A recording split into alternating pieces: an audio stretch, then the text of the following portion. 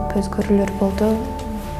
Ошо кыйынчылыктарды көрүп, ошолор кайталанбаса экен, менден кийинки келген кыздар да ушинтип кыйналбаса экен деп ушундай ойлор болгон.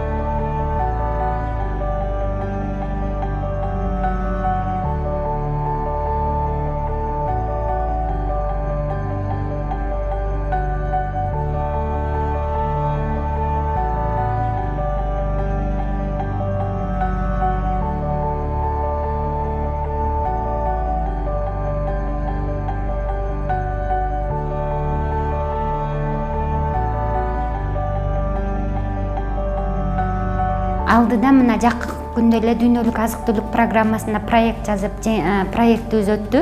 Жакынкы күндө эле ушул 40 аялды килем согуу жана жүгөрүнү консервалоо деген окутууну мына 1-2 күндө баштаганы турабыз.